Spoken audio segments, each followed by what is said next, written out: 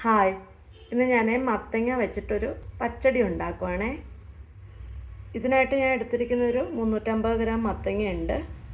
അതിലേക്ക് ഒരു പച്ചമുളക് മുറിച്ച് ചേർക്കുവാണേ.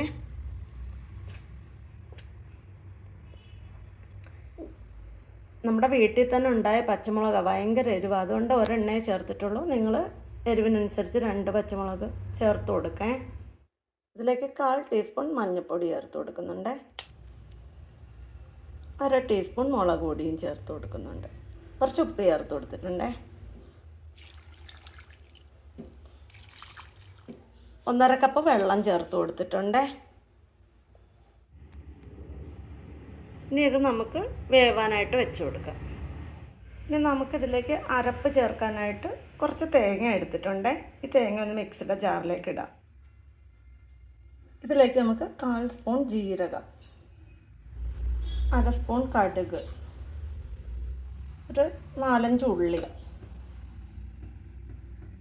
ലേശം വെള്ളം ഇത്രയും ചേർത്ത് നമുക്ക് അരച്ചെടുക്കാം.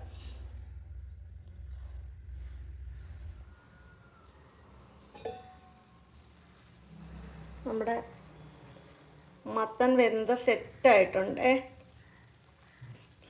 ഇതിന് നമുക്കൊന്ന് ഉടച്ചു കൊടുക്കാം.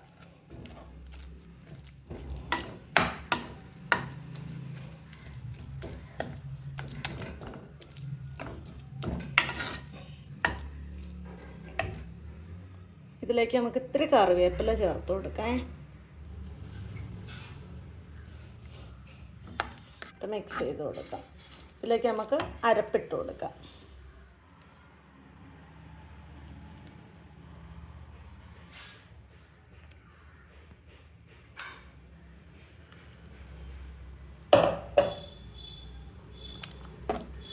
അതൊന്ന് മിക്സ് ചെയ്ത് കൊടുക്കാം.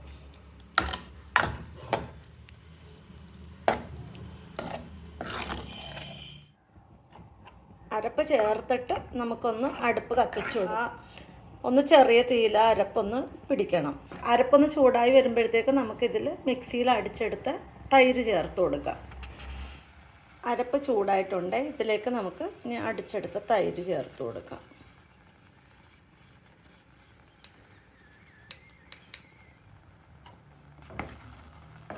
എന്നിട്ടൊന്ന് നന്നായിട്ട് യോജിപ്പിച്ചു കൊടുക്കാം.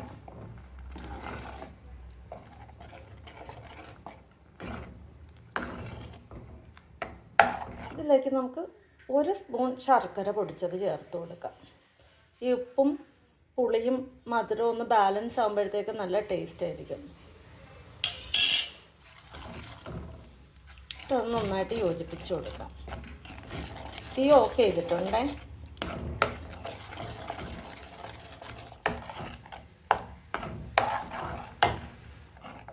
നമുക്കെന്നിട്ട് ഉപ്പൊന്നുകൂടെ നോക്കാം.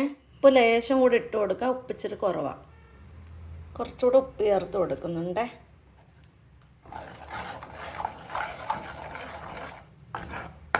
കടുക് വറുക്കാനായിട്ട് കുറച്ച് വെളിച്ചെണ്ണ ഒഴിച്ചു കൊടുക്കാം.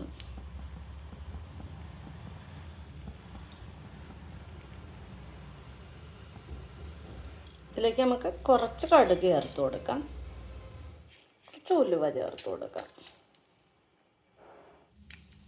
കടുകും ഉലുവയും പൊട്ടി വന്നിട്ടുണ്ട്. നമുക്കിതിലേക്ക് ഉള്ളി ചേർത്ത് കൊടുക്കാം.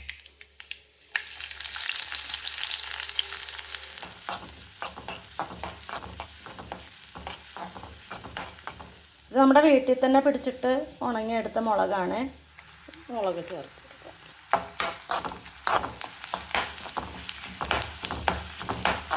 ഇതിലേക്ക് കുറച്ച് കറിവേപ്പില ചേർത്ത് കൊടുക്കാം.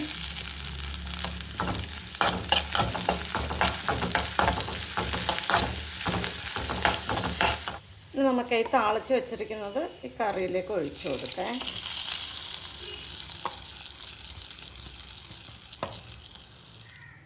എന്നിട്ട് നമുക്കൊരു 10 മിനിറ്റ് അടച്ച് വയ്ക്കാം. 10 മിനിറ്റ് കഴിഞ്ഞ് നമുക്ക് അടപ്പ് തുറന്നിട്ട് നമുക്ക് നന്നായിട്ടൊന്ന് മിക്സ് ചെയ്ത് കൊടുക്കാം.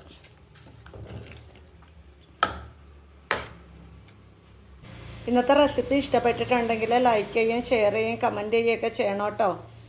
മറ്റൊരു വീഡിയോയിൽ കാണാം. ബൈ.